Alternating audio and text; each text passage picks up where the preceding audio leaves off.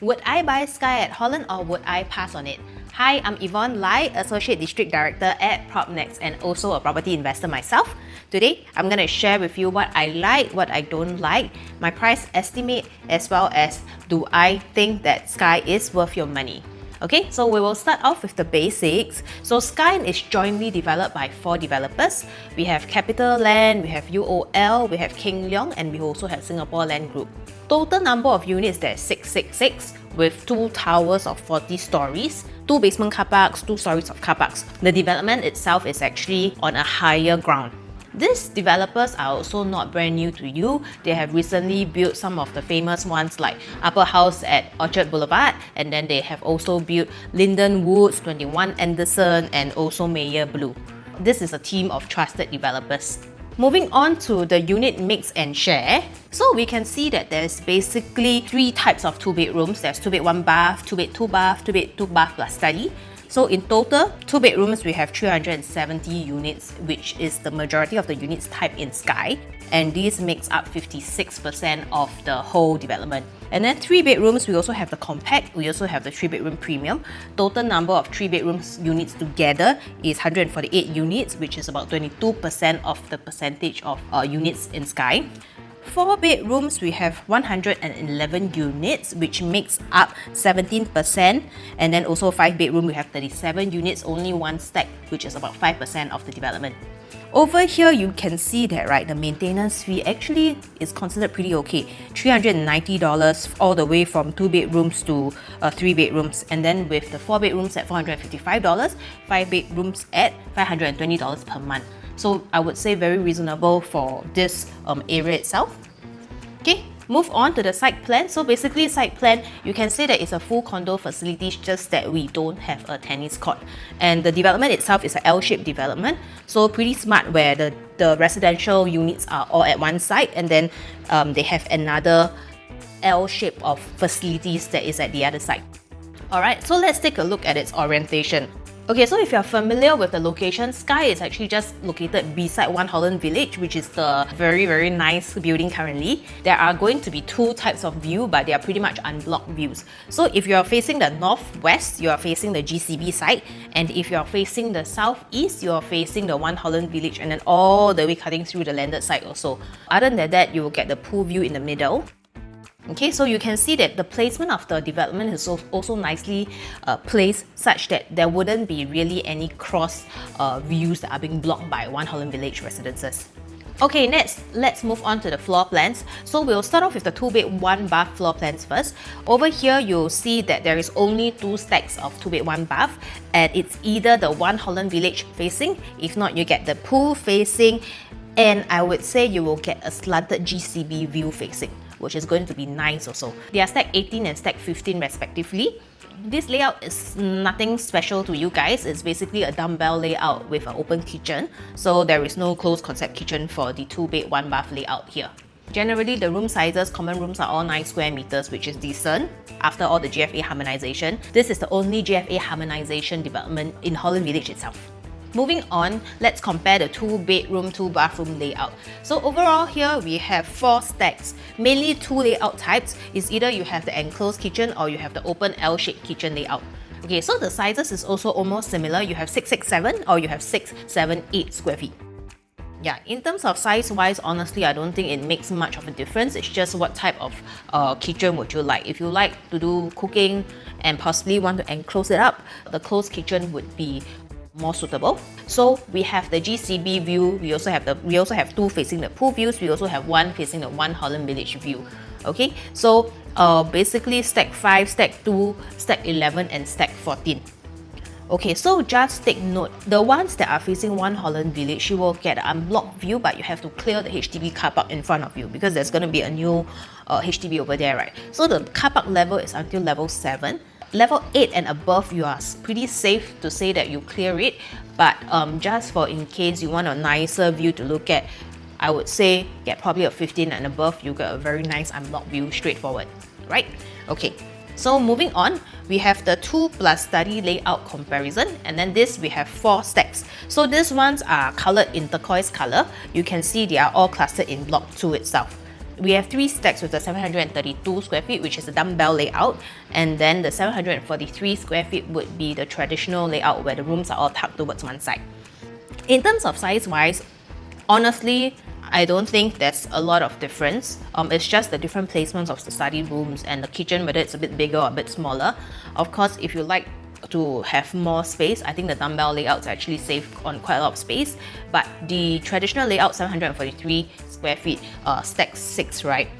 It's a bit unique because the study is actually propped towards one side. So if you are someone who works from home often, that space itself, tucked away from the rooms, right, would probably be a good space where you can isolate yourself from the rooms itself. Let's move on to the 3-bedroom. 3-bedroom, smallest 3-bedroom, it's 915 square feet, and this itself we have 2 layouts. Layout-wise, it's really very similar. The only difference is in terms of your entrance walkway. One is a bit longer walkway in, and the other one is quite a standard L shape. These are the ones that are in the light color stacks, which is stack 12 and 16. And for these 2 stacks, right, the important thing is stack 16, again, you will need to cross at least level 8 or level 9, or safely to say level 10 to have a decent view. And then if you are the pool facing stack 12, basically you get a nice pool view lah. Yeah, but from that angle itself, I think you really have to prop towards one side before you can see the GCB view.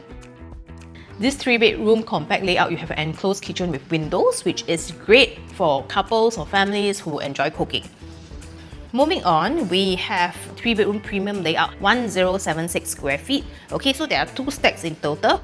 Layout itself is also very similar. The difference is in terms of the foyer area. One is a small foyer, another one is an L-shaped foyer. You can do extra shoe cabinets if you like to.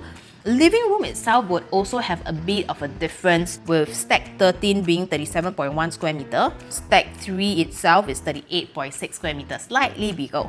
Room sizes, same thing, 9 square meters for the common rooms, and then the master bedroom, I think you won't be able to feel the difference at all because it's really very minor.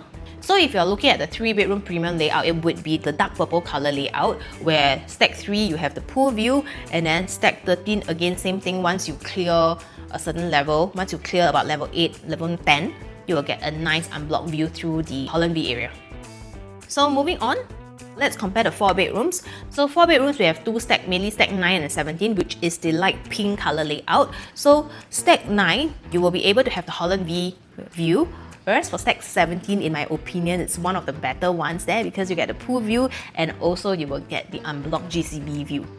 Sizes itself are the same, 1238 square feet. The only difference is a very slight difference in the living room length. I don't think you really can feel it, it should be quite negligible.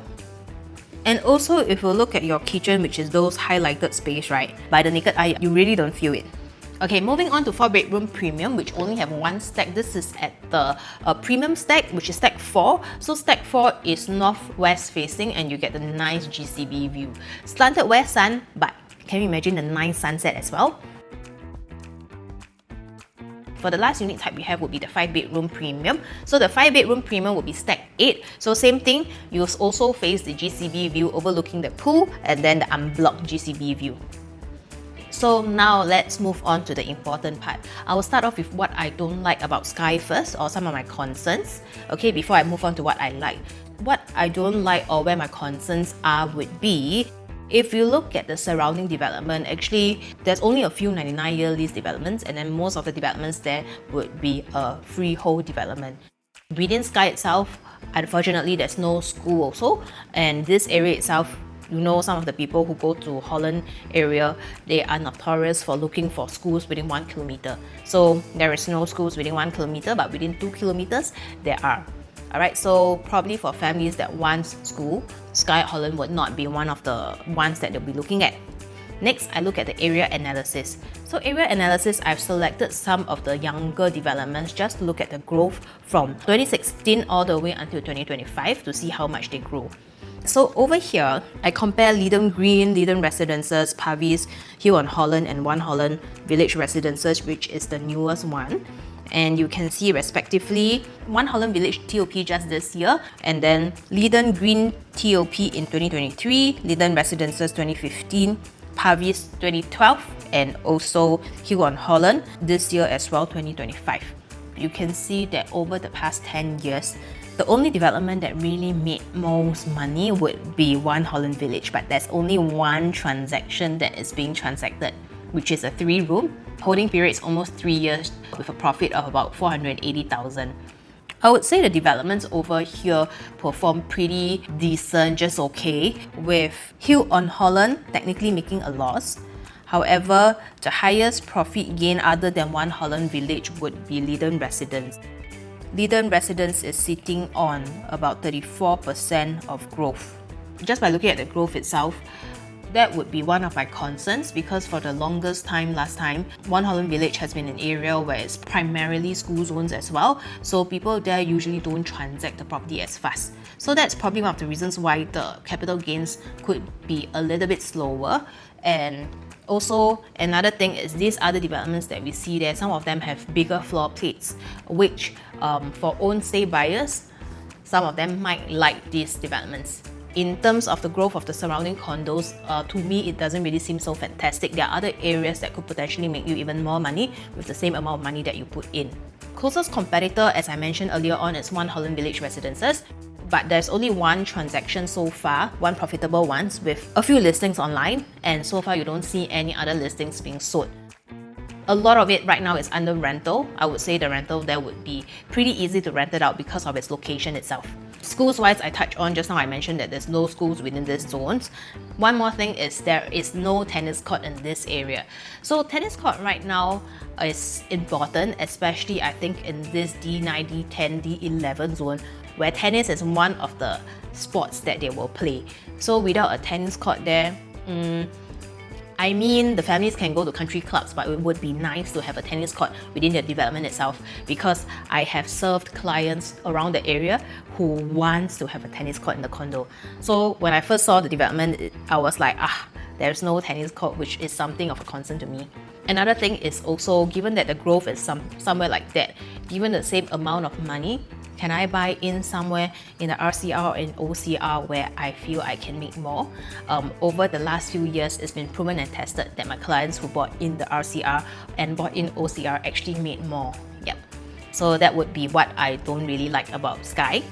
Okay, now to what I like about Skye. Firstly, it's its rentability.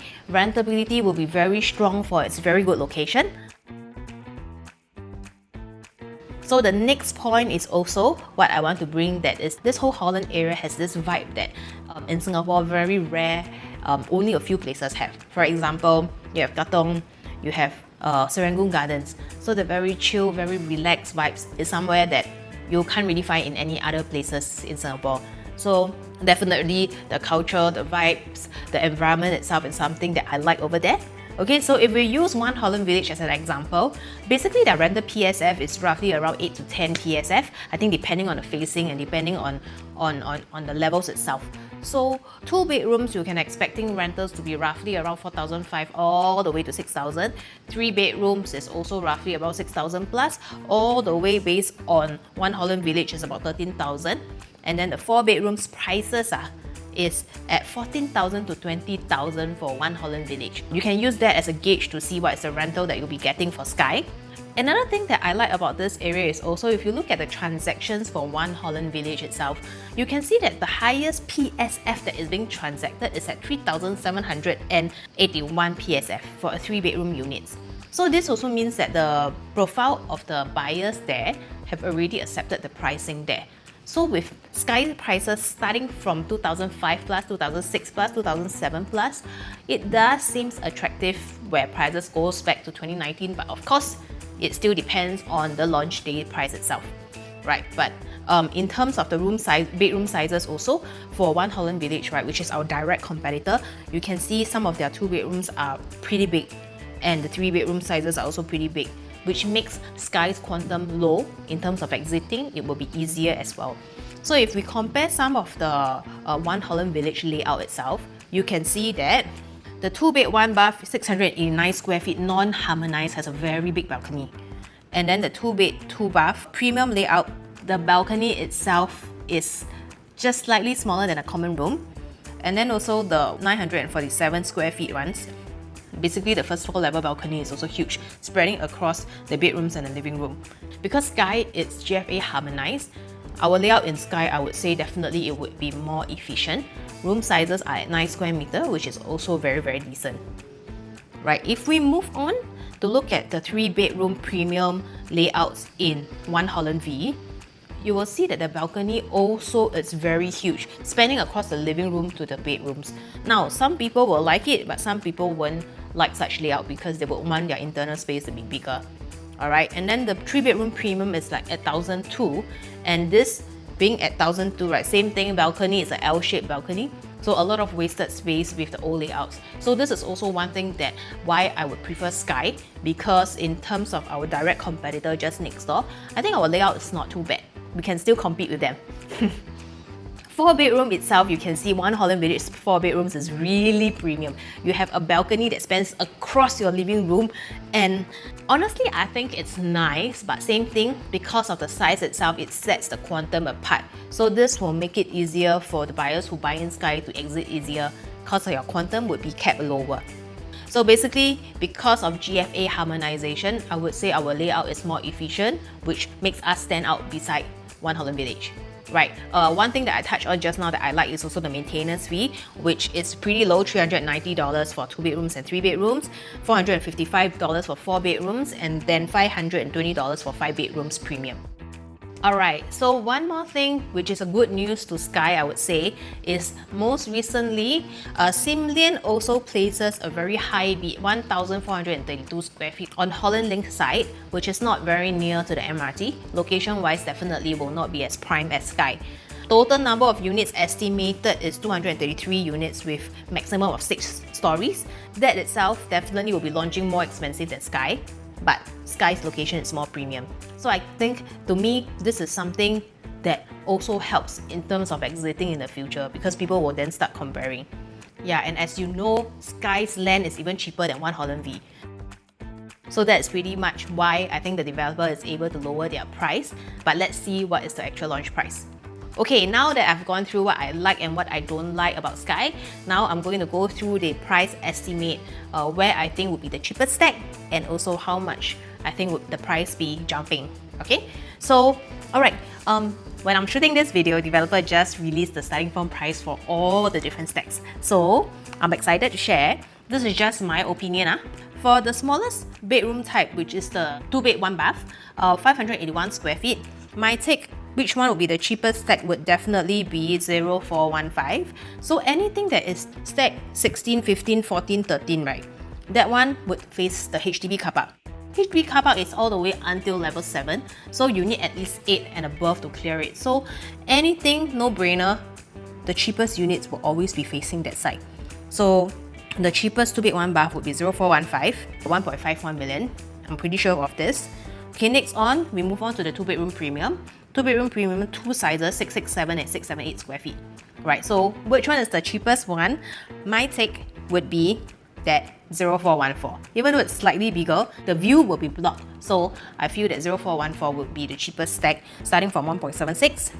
Okay, moving on, we have the 2-bedroom plus study. So basically, just to recap, 2-bedroom plus study, we have 3 dumbbell layouts, which is 732 square feet. We also have 1 traditional layout, which is 743 square feet.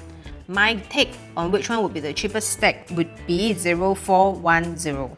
732 square feet dumbbell layout, and why? It's because this would be facing the entrance where people will be coming in and dropping off, so noise level will be there. But I still feel that it's not too bad because you still have the pool view, just that if you're sensitive to noises, then you can hear people dropping off at the entrance area.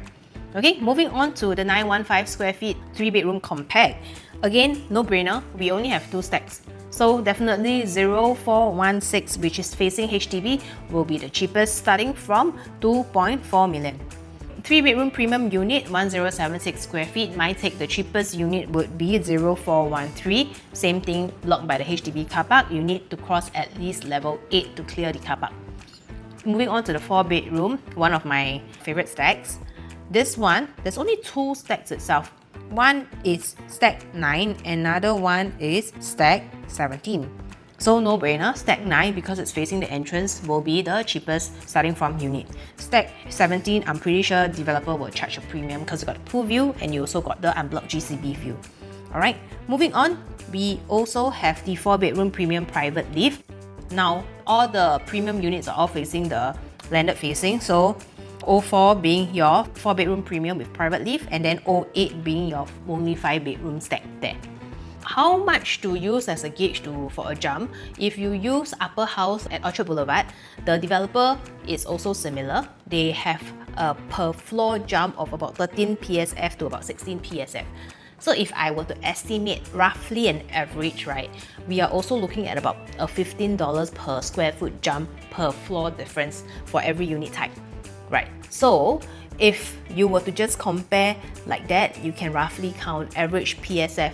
I would still think that the starting from price, because as you go higher, usually there will be also a price jump like level 8, level 18, level 20, 25, 35.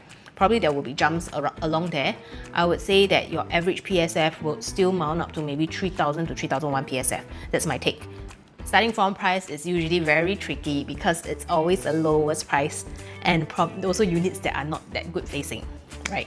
So basically for price estimation, you can use roughly 15 PSF per floor jump, and then as you go higher, you might want to use 16 PSF per floor level jump, just for a safe estimate to have enough budget. So now, moving on to the most important part, my honest review. Would I buy Skye at Holland for myself? If I'm looking to stay in a location that is very convenient, I would buy Skye at Holland because the location is unbeatable. It's minutes drive to many different areas. In terms of MRT wise, I value transportation as well because for friends, family visiting you, having MRT is really a lifesaver. So having this MRT nearby plus all the amenities around you, you have food court, you want expensive restaurants, you want the cheaper hawker centers, you also have the Watsons, Guardians, that kind of areas you also have, you want cafes, you also have, and especially because I have 2 dogs. So this area is also pet friendly. So in terms of own stay, honestly, I do like this location. Even if after a long day of work, you want to just chill and wind down, you can just go below, enjoy a drink by the bar. Why not? But if I'm an investor looking to cash out within 4 to 5 years for maximum capital gains, maybe not. I think somewhere else is better because for the quantum that I'm putting in, actually other areas might be able to give you good gains with stronger exits and also with schools around development. So that would be my main consideration. Unless today you are saying that this house itself you don't mind holding for a longer time frame, then why not? Because rentability is there. In terms of price wise right now, really depending on developer how much they launch at. Let's say the new Holland Link site is being launched, our prices will not be looking expensive. A few years down the road, 3 years down the road, you'll be saying, oh, now it's very cheap. Right, so if you don't mind holding for a longer term and riding out the uncertainty, then this area I think in terms of investment wise will still be decent, because when you want to exit, you can exit to people who want to stay, you can exit to people who aspire to live in the central areas and the Holland Village vibes.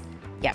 So ultimately it really boils down to your own objective and what you want to achieve for yourself. Because for me, I'm very clear. For my clients, I'm very clear as well. If I'm looking to cash out within the shortest time frame, I might have other suggestions for you. But if you're looking to hold it and then pass it on to your kids, don't mind getting a good rental income, I think this location is unbeatable. Every project has its strengths and its drawback. I hope this review helps you weigh out some of your thoughts as well for the good and the bad part. And if you find this video useful, please don't forget to like, share and subscribe, and it will really help me. I will see you in the next one. Bye!